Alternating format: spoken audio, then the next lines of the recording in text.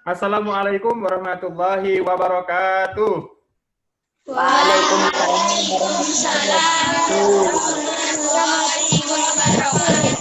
Selamat pagi anak-anak, salam sejahtera untuk anak-anakku kelas 6 yang sedang belajar di rumah. Sebelum kita melaksanakan pelajaran hari ini, marilah kita berdoa menurut agama dan kepercayaan masing-masing. Berdoa akan dipimpin oleh Mas Yusuf. Silakan Mas Yusuf. Berdoa mulai.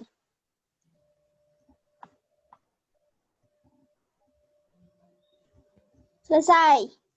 Terima kasih Mas Yusuf. Nah, anak-anak, sebelum mulai pelajaran, saya ingin mengecek kehadiran dengan cara seperti biasanya, ketik nama spasi hadir, kemudian kirim ke WA Group. Bagi yang sedang sakit atau sedang berhalangan untuk hadir, segera konfirmasi dan juga mengetik nama, kemudian ketik alasan, sakit atau izin. Seperti itu. Alhamdulillah anak-anak, hari ini kita bisa bergabung di Zoom, walaupun dengan segala keterbatasan dan segala perangkat yang tidak memadai atau tidak memenuhi. Semoga kalian tetap semangat ya. Nah, anak-anak, untuk lebih semangat lagi, mari kita menyanyikan lagu Garuda Pancasila.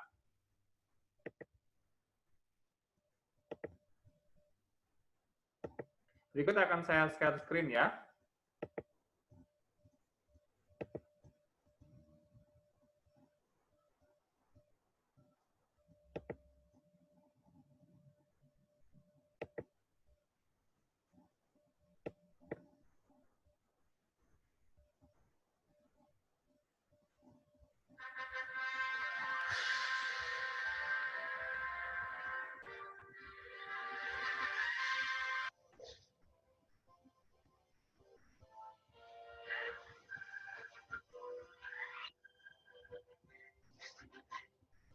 Garuda Pancasila, akulah pendukungmu, patriot proklamasi, sedia berkorban untukmu.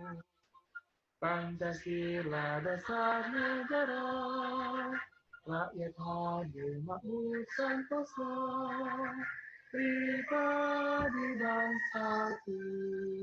Ayo maju, maju, ayo maju, maju, ayo maju, maju.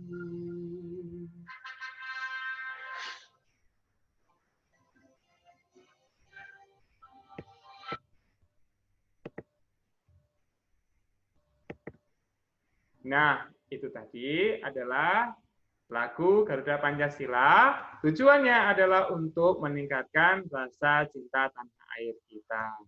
Nah, anak-anak, seperti kemarin kita lanjutkan untuk hafalan surat-surat pendek. Nah, hari ini waktunya kita menghafalkan surat Al-Kautsar. Mari kita lafalkan surat Al-Kautsar bersama-sama. Bismillah ya. Bismillahirrahmanirrahim. Inna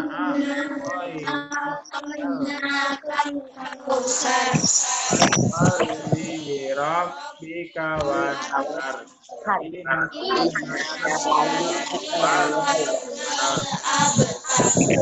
Bagus sekali, terima kasih. Nah, anak-anak, berikut ini akan saya share screen materi kita hari ini.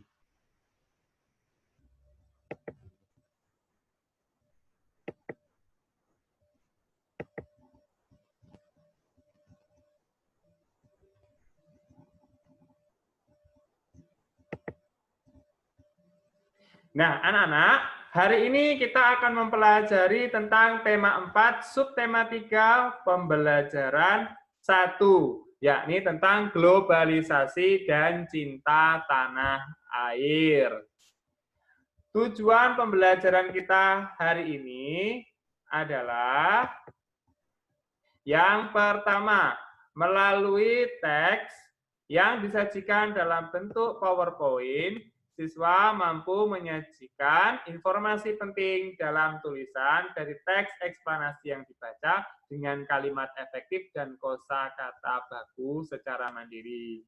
Melalui media audiovisual, siswa mampu menuangkan posisi dan peran Indonesia dalam kerjasama di bidang ekonomi, politik, sosial, budaya, teknologi, dan pendidikan dalam lingkup ASEAN ke dalam peta pikiran dengan kalimat efektif dan kosakata baku dengan cermat dan kreatif. Dan yang ketiga, melalui tayangan video, siswa mampu menyajikan manfaat dan prinsip kerja sel surya sebagai sumber energi listrik alternatif dengan mandiri dan bertanggung jawab. Seperti itu anak-anak. Sekarang mari amati gambar berikut ini. Bisa dilihat kan gambarnya itu gambar apa anak-anak? Coba. Itu gambar apa?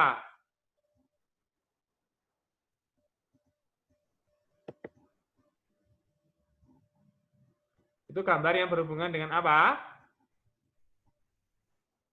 Siapa yang bisa jawab? Globalisasi. Bagus. Globalisasi. Mikrofonnya dinyalakan semua. Ya, berhubungan dengan globalisasi dan juga iptek. Nah, di situ kan ada gambar anak-anak dari berbagai negara, kemudian ada anak-anak yang melakukan percobaan, ada kemudian gambar informasi, dan gambar sebuah negara, seperti itu. Nah, globalisasi diartikan sebagai fase perubahan yang terjadi pada masyarakat di seluruh dunia yang ditandai arus informasi yang begitu cepat menyebar ke berbagai belahan dunia. Dampak globalisasi yaitu kebudayaan dan gaya hidup dari berbagai penjuru dunia menjadi mudah untuk dapat kita ketahui. Seperti itu anak-anak. Nah, sekarang coba perhatikan. Bacalah dengan teliti, kemudian amati isi teks bacaan yang berjudul Indonesia luncurkan program Akademi Energi Surya pertama di Asia Tenggara. Bacaan tersebut ada di dalam LKPD yang telah saya bagikan tadi pagi, kalian ambil ke sekolah oleh perwakilan tadi. Nah, selanjutnya tuliskan informasi penting dari setiap paragraf dari teks tersebut pada diagram yang sudah tersedia di LKPD. Sebelum saya lanjutkan, apakah ada pertanyaan? Silakan nyalakan mikrofonnya. Sebelum saya lanjutkan, silakan. Ada yang mau bertanya terkait dengan teks bacaan yang harus kalian kerjakan ini?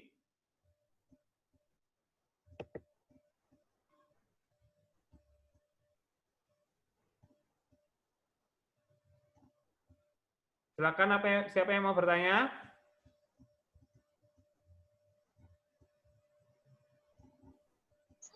Saya, Pak. Ya, silakan.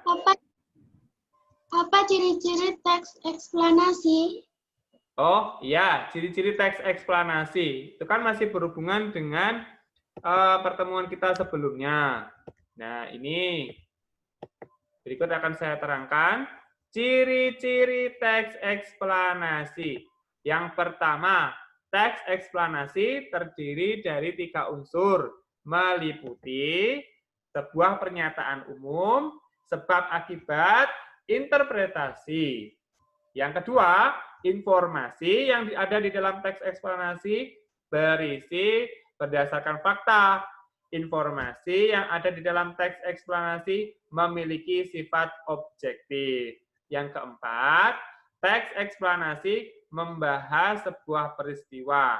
Dan yang kelima, teks eksplanasi merupakan jenis teks yang bersifat informatif. Seperti itu anak-anak. Nah, ada pertanyaan lagi? Coba sebelum saya lanjutkan. Ada yang mau tanya? Silakan nyalakan mikrofonnya. Tidak ada? Baik, saya lanjutkan ya. Berikutnya adalah tentang kosakata baku. Pengertian kosakata baku. Kosakata baku adalah kata yang digunakan dan telah sesuai dengan kaidah atau pedoman bahasa yang sudah ditentukan. Pengertian kata baku ini merupakan suatu kata yang aturan dan ejaan kaidah bahasa Indonesianya sudah benar atau bersumber dari Kamus Besar Bahasa Indonesia. Jadi dengan kata lain seperti ini anak-anak. Kata baku itu berarti kata yang sudah ada dalam kamus. Ya, contohnya misalkan kata apotik. Apotik itu penulisannya bukan apotik tapi apotek. Ya, apotek seperti itu. Contoh lain seperti kata teknik. Nah, itu yang benar bukan teknik pakai H tapi pakai K, teknik. Nah, seperti itu. Nanti kalian cermati ya dalam bacaan menggunakan bahasa baku atau kata baku atau belum seperti itu. Nah, anak-anak beranjak ke bab selanjutnya, tema selanjutnya ya. Berdasarkan teks eksplanasi yang berjudul Indonesia luncurkan program Akademi Energi Surya pertama di Asia Tenggara, cermati pertanyaan berikut ini. Yang pertama, bagaimana bentuk kerjasama Indonesia dengan negara-negara Asia Tenggara tersebut di era globalisasi ini? Coba, siapa yang bisa menjawab? Saya, Pak. Ya, silakan. Penyelenggaraan seminar Solar Energy for Our Future pada Selasa 24 Juli 2012 di Universitas Indonesia. Ya, betul sekali. Kemudian yang kedua, bagaimana peran Indonesia dalam kerjasama tersebut? Silakan, siapa yang ingin menjawab? Saya, Pak. Baik, silakan. Hah? Tenaga surya. Bagaimana peran Indonesia dalam kerjasama tersebut? Silakan. Siapa?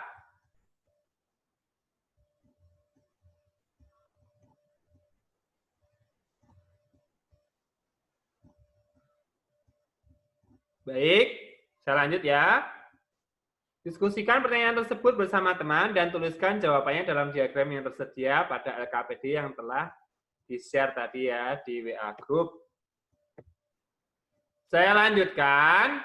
Berhubungan dengan pertanyaan-pertanyaan tersebut, nah berikut ini peran Indonesia di negara-negara Asia Tenggara.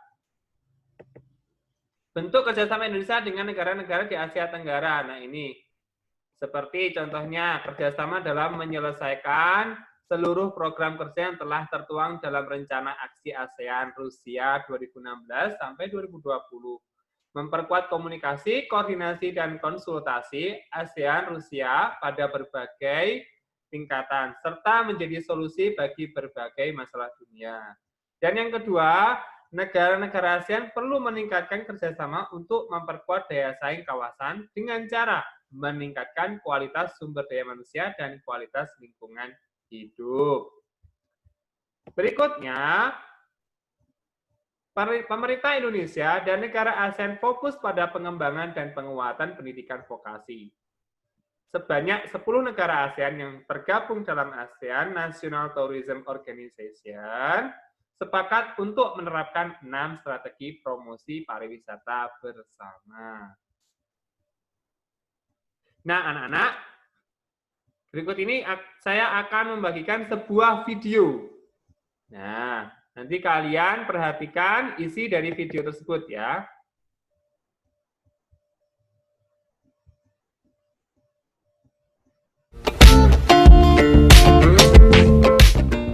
Selamat berjumpa kembali, semoga selalu sehat dan tetap semangat untuk belajar.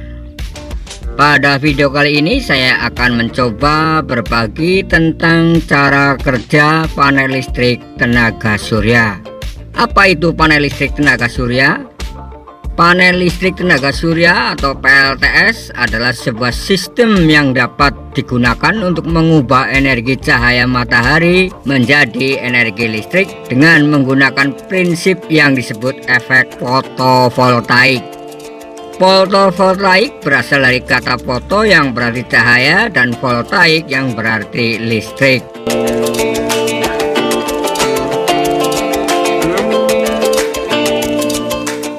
Pemanfaatan sistem panel listrik tenaga surya bisa menjadi solusi dalam menghadapi ancaman krisis energi listrik yang terjadi di Indonesia. Sistem pembangkit listrik yang menggunakan panel surya menjadi sumber energi yang ramah lingkungan.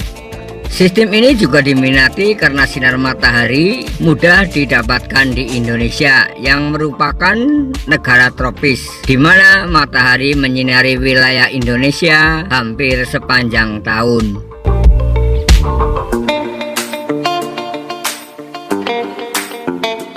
Apa saja bagian-bagian panel listrik tenaga surya?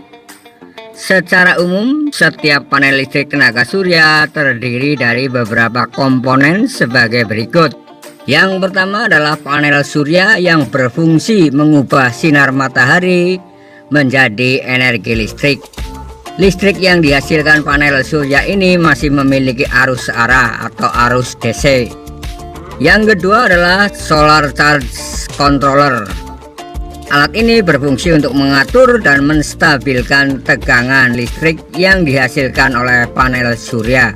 Energi listrik dari controller ini terbagi menjadi dua, yaitu menuju peralatan rumah tangga yang menggunakan arus searah atau DC dan juga menuju ke baterai untuk disimpan.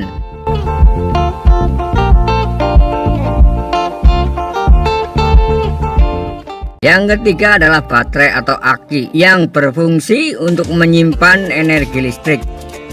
Baterai ini juga berguna untuk penggunaan energi listrik pada saat tidak ada sinar matahari, misalnya saja saat malam hari. Baterai juga digunakan untuk mengumpulkan energi listrik searah dari panel surya sebelum diubah menjadi arus bolak-balik oleh inverter. Yang keempat adalah inverter.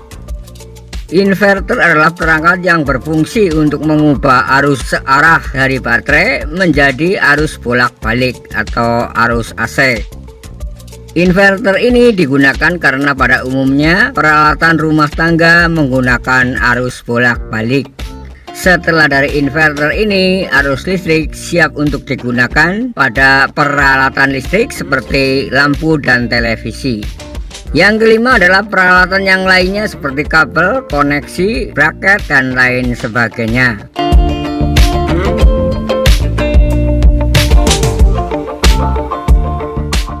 Bagaimanakah cara kerja panel listrik tenaga surya?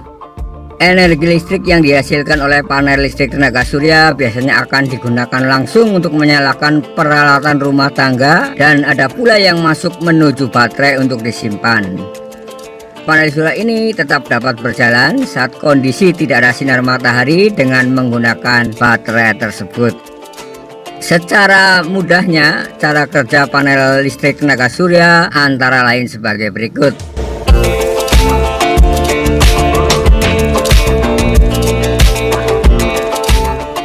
Yang pertama, panel surya menghasilkan energi listrik dengan mengubah cahaya matahari menjadi energi listrik. Listrik yang dihasilkan panel surya ini merupakan arus listrik searah atau DC. Kedua, energi listrik yang dihasilkan panel surya akan menuju solar charge controller. Pada alat ini, energi listrik akan diatur dan distabilkan. Listrik yang dihasilkan oleh panel surya sebenarnya sudah dapat digunakan secara langsung untuk menyalakan peralatan rumah tangga yang memiliki arus arah atau DC. Namun, kebanyakan peralatan rumah tangga menggunakan arus bolak-balik, sehingga energi listrik disimpan dan dikumpulkan terlebih dahulu dalam baterai yang kemudian akan diubah tegangannya. Energi dari solar charge control ini terbagi menjadi dua, yaitu menuju ke baterai dan menuju ke peralatan rumah tangga yang menggunakan arus arah atau DC.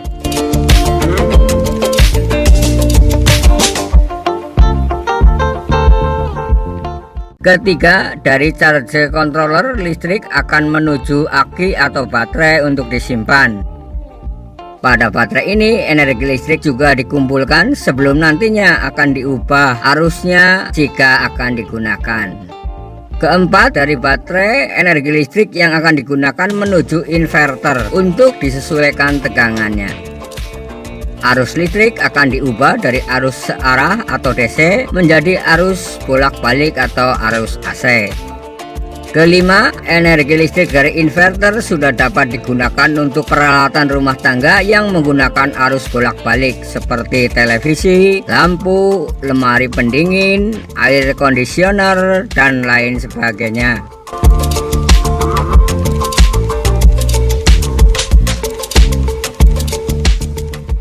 Sebagai sumber energi listrik, panel listrik tenaga surya ini tentunya memiliki beberapa kelebihan dan kekurangan.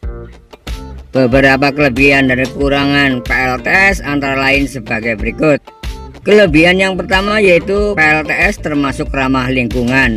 Tidak ada polusi dalam pengoperasian PLTS karena sel surya tidak menghasilkan dampak samping seperti asap pembakaran yang dihasilkan oleh bahan bakar fosil. Kelebihan yang kedua yaitu energi surya dapat diperbaharui. PLTS ini menggunakan sinar matahari, maka energi akan terus ada selama matahari masih bersinar. Dan energi matahari adalah sumber energi yang paling berlimpah di planet bumi ini.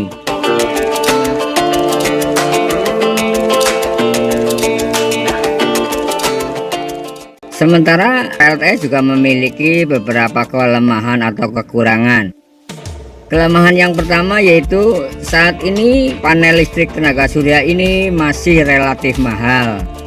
Selain harga komponen yang mahal, juga biaya pemasangan panel surya ini masih relatif mahal. Kelemahan yang kedua yaitu energi matahari hanya efisien di cuaca dan iklim tertentu. Sinar matahari di bumi jumlahnya bervariasi dari satu daerah ke daerah lain. Daerah beriklim tropis seperti Indonesia memiliki paparan sinar matahari yang besar sepanjang tahun. Sebaliknya, daerah beriklim dingin di dekat kutub memiliki paparan sinar matahari yang sangat sedikit dan mengalami musim dingin dengan malam yang sangat panjang, sehingga menyulitkan untuk penggunaan panel listrik tenaga surya ini.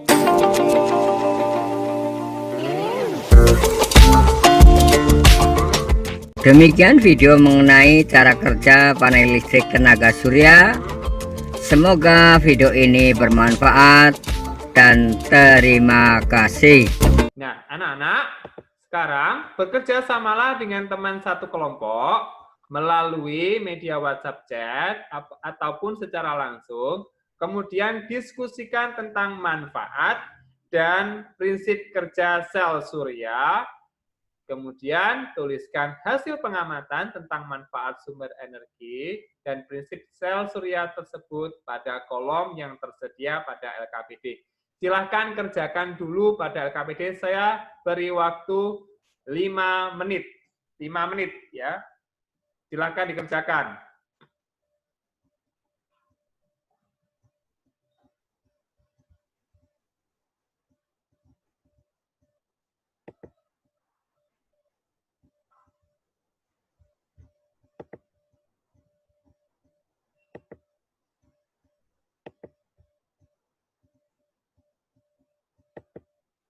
Jangan lupa untuk memberi nama kelompok.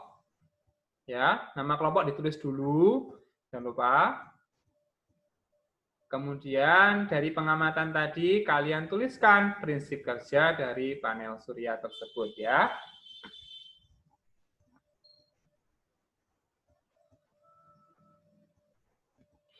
Nanti LKPD-nya kalian kumpulkan ke sekolah ketika sudah selesai ya.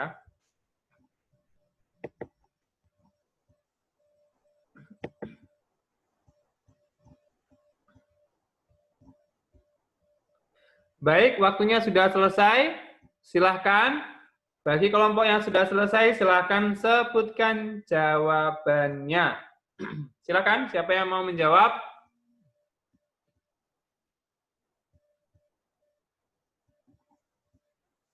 Siapa yang mau menjawab? Saya, Nyalakan Pak. mikrofonnya. Oh ya, silakan. Sel surya merupakan lempengan tipis terbuat dari silikon yang dapat mengubah langsung cahaya matahari menjadi energi listrik. Lempengan sel surya tersebut diberi muatan positif dan muatan negatif. Saat cahaya mengenai lempengan tersebut, kemudian akan memicu muatan positif untuk bertemu dengan muatan negatif sehingga terjadilah arus listrik. Ya, Arus listrik yang dihasilkan tersebut tersimpan dalam electric box system yang kemudian menyalurkan listrik ke berbagai peralatan rumah tangga.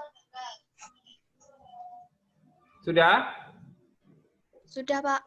Ya, terima kasih. Bagus sekali jawabannya. Nah, itu tadi adalah salah satu jawaban dari teman satu kelas kalian. Nah, nanti hasilnya LKPD-nya kalian kumpulkan ke sekolah ya, dikumpulkan oleh perwakilan dari teman kalian. Seperti itu.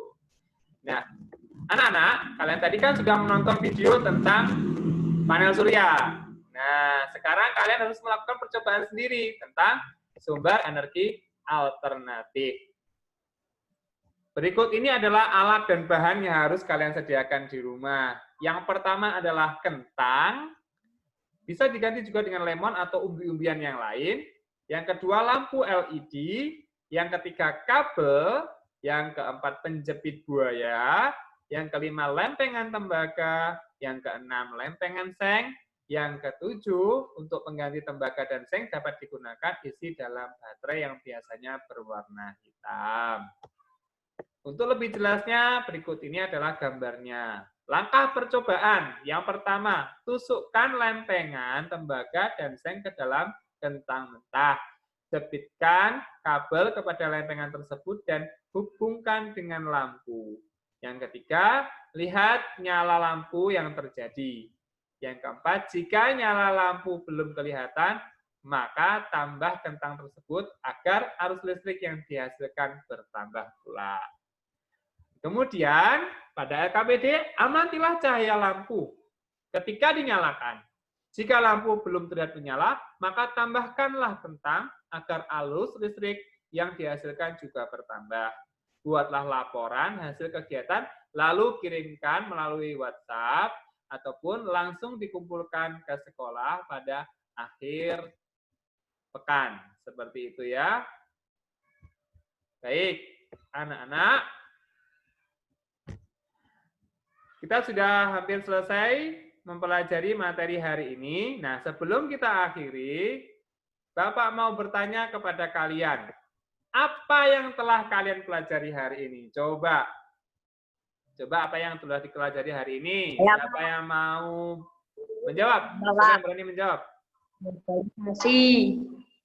Ya, silakan. Peran Indonesia di bidang iptek. Ya, terus? Oke, ya. Ada lagi yang lain? Saya, Pak. Siapa? Saya. Ya, silakan. Kosakata baku, Pak. Kosakata baku, bagus. Kemudian ada lagi yang lain? Saya, Pak. Baik, apa? Sumber energi listrik alternatif. Sumber energi listrik alternatif. Ya, betul sekali. Yang telah kita pelajari hari ini adalah yang pertama, itu adalah tentang globalisasi. Kemudian yang kedua adalah teks eksplanasi. Yang ketiga tentang sumber energi alternatif. Dan keempat adalah tentang peran Indonesia di bidang iptek pada lingkup ASEAN. Bagus semua. Nah, anak-anak, sebelum saya akhiri pembelajaran hari ini, kalian kerjakan evaluasi seperti pada pertemuan sebelumnya ya. Evaluasi ini saya berikan dalam bentuk Google Form ya. Nah, berikut ini adalah Google Form-nya. Nih. Sebentar, masih saya bukakan. Nah, seperti ini ya. Nanti kalian kerjakan Kalian pilih pilihan jawaban yang paling tepat, kemudian saya tunggu hasilnya paling lambat pukul 23:59 hari ini, ya. Baik. Anak-anak, sebelum kita akhiri pembelajaran hari ini, mari kita, supaya lebih semangat lagi, kita menyanyikan lagu Ampar-ampar pisang bersama-sama. Semuanya nyalakan mic-nya. Nyalakan mikrofonnya. Oke. Ya, 1, 2, 3. Ampar-ampar pisang, aku belum masak, gigi, dari-dari, mangga lepok, matah kayu bengkok, bengkok dimakan api, apinya cangkupan, bengkok dimakan api, apinya cangkupan. Terima kasih. Nah, sebelum kita akhiri, mari kita tepuk semangat dulu. Tepuk semangat. Semangat. Bagus sekali. Nah, kita mengawali pembelajaran dengan berdoa. Nah, kita akhiri pula dengan berdoa. Mari kita berdoa menurut agama dan kepercayaan masing-masing yang akan dipimpin oleh Mas Yusuf. Silakan Mas Yusuf. Doa mulai.